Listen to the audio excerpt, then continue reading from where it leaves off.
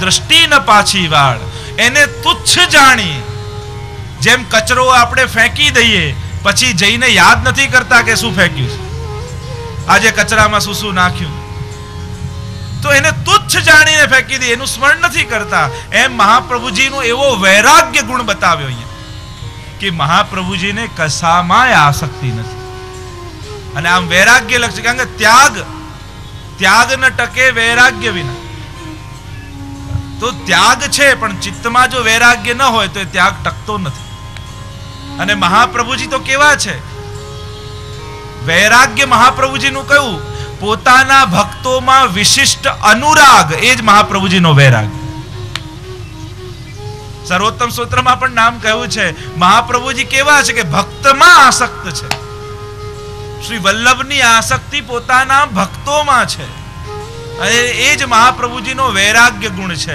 શ્રી ગુસાઈજી પ્રભુ ચરણે તો સપ્ત શ્લોકીમાં 6 ગુણ બતાવ્યા. 6 ગુણ યમુનાજીમાં બિરાજે છે, 6 ગુણ ઠાકોરજીમાં છે, 6 ગુણ ગુસાઈજીમાં છે, અને એ જ 6 ગુણ મહાપ્રભુજીમાં પણ છે. સ્ફુરત કૃષ્ણ પ્રેમા મૃત રસ ભરેણાતિ ભરિતા વિહારાન કુર્વાણા વ્રજપતિ વિહારાભિષુ સદા પ્રિયા ગોપી ભર્તુ સ્ફુરતુ સતતમ વલ્લભ ઇતિ પ્રથાવત્યસ્માકં હૃદિ સુભગમૂર્તિ સકરુણા. સપ્ત શ્લોકીમાં 6 ગુણ મહાપ્રભુજીમાં બિરાજે છે. ને વધારે એની ચર્ચામાં નહીં જાઉં, કારણ કે ભૂતલ પર મહાપ્રભુજીનું સ્વરૂપ છે એમાં 6 ગુણ, નિત્ય લીલામાં જે સાક્ષી સ્વરૂપ છે એમાં 6 ગુણ કયા, એમાં ઐશ્વર્ય, વીર્ય, યશસ્વી, જ્ઞાન, વૈરાગ્ય, એ નિત્ય લીલામાં કઈ રીતે સિદ્ધ કરે છે એ મહાપ્રભુજીનું સ્વરૂપ શ્રી ગુસાઈજીએ સપ્ત શ્લોકીમાં સમજાવ્યું. જો મહાપ્રભુજીનું સંપૂર્ણ આરાધન કરવું હોય તો આ 3 પાઠ કરવા પડે: સર્વોત્તમ સ્તોત્ર, શ્રી વલ્લભાષ્ટક અને શ્રી સપ્ત શ્લોકી. એકમાં નામ, બીજામાં રૂપ અને ત્રીજામાં ગુણ. આ ત્રણેયનું આરાધન કરો ત્યારે સંપૂર્ણ આરાધન થયું કહેવાય. તો મહાપ્રભુજીમાં 6 ગુણ, શ્રી યમુનાજીમાં 6 ગુણ. ટીકામાં બતાવ્યું ને ત્યાં ઘના અનંત ગુણ ભૂષિતે શિવ વિરંચિદે વસ્તુતે ઘના ઘન નિભે સદા ધ્રુવ પરાશરાભીષ્ટદે વિશુદ્ધ મથુરા તટે सकल गोप गोपी वृते कृपा जलधि संश्रिते मम मन सुखम भावये. અહીંયા ટીકામાં યમુનાજીમાં પણ 6 ગુણ બતાયા અને પ્રભુમાં 6 ગુણ બિરાજે છે. તો એનો વિસ્તાર ન કરતા તો અહીંયા મહાપ્રભુજીનો વૈરાગ્ય ગુણ, કારણ કે એ 6 ગુણ મહાપ્રભુજીના વલ્લભાખ્યાનમાં પણ શ્રી ગોપાલદાસજી બતાવ્યા છે, શ્રી ગુસાઈજીના અને મહાપ્રભુજીના. પણ એનો વિસ્તાર કરવા જઈશ, કારણ કે આજે કેટલામો દિવસ થયો સત્સંગનો? 5મો. 5 થઈ ગયા, 2 જ રહી ગયા છે અને મારે છે 9 આખ્યાન સુધી પહોંચવાનું છે. તો તે મૂકી વેગે, કારણ કે સત્સંગમાં સમય ખબર નથી પડતી કેટલા દિવસ થયા. તો તે મૂકી વેગે ચાલિયા રાય દ્રષ્ટિ ન પાછી વાળ, પાછું વળીને ન જોયું એવો વૈરાગ્ય ગુણ બતાવી આગળ ગોપાલદાસજી ગાન કરવા લાગ્યા. ત્યાંથી દક્ષિણ પાઉં ધારિયા પાંડુરંગ શ્રી વિઠ્ઠલનાથ નેત્ર મળતા વાત કીધી વચન દીધું હાથ.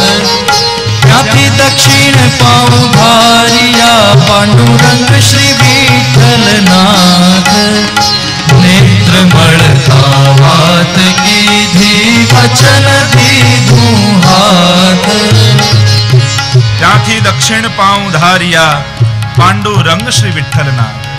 ઘણીવાર પ્રિન્ટિંગમાં આ પુસ્તકમાં થોડી ભૂલો છે, એટલે ત્યાંથી દક્ષિણ પાઉં ધારિયા પાંડુરંગ શ્રી વિઠ્ઠલનાથ નેત્ર મળતા વાત કીધી વચન દીધું હાથ.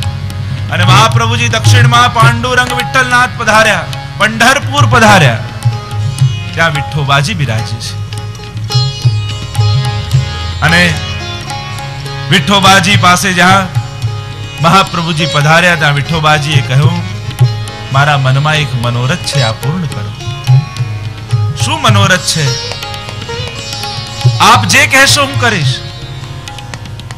નેત્ર મળતા વાત કીધી.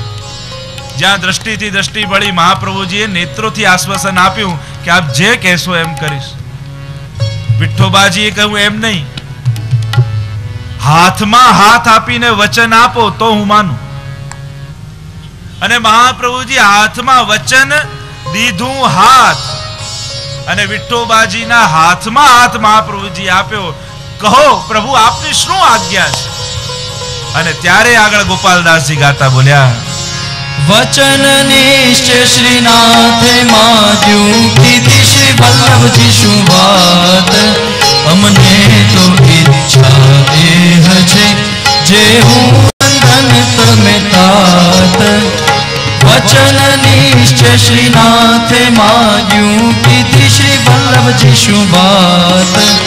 અમને તો ઈચ્છા એ છે, જે હું નંદન તમે તાત. અને જ્યાં હાથમાં હાથ આપ્યો એટલામાં ત્યાં શ્રીનાથજી બાવા પ્રગટ થઈ ગયા.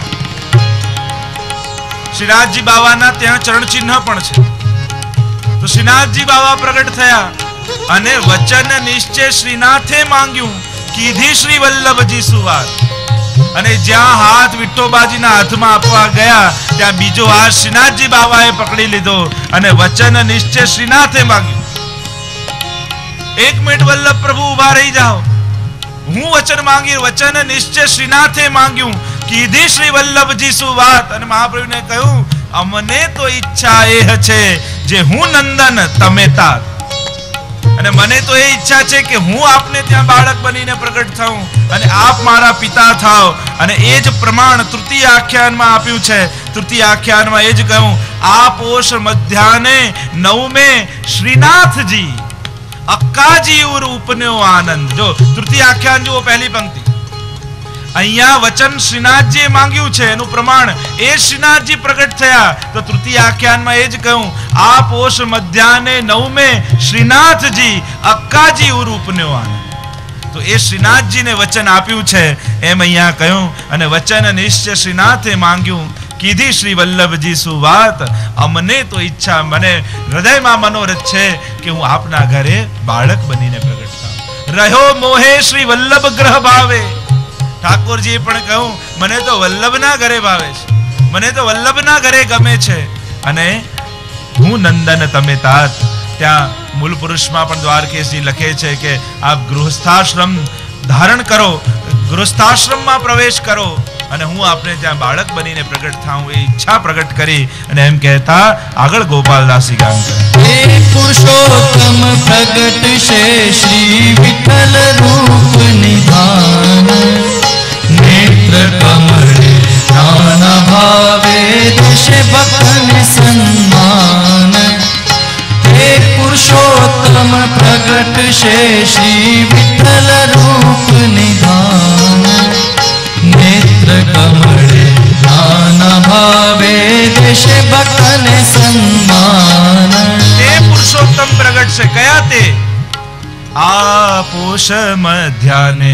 ત્યાં આ કરીને ગાયો ને અહીંયા તેનું રેફરન્સ આપે કે તે એટલે જે તૃતીય આખ્યાનમાં આ પોષ મધ્યાને જે વૃંદાવનના ચંદ્ર એ, અને એટલે ચતુર્થ આખ્યાન પણ જુઓ, તે પદવનનું ત્યાં પણ તે અને અહીંયા પણ તે, મધ્યમાં તૃતીય આખ્યાન.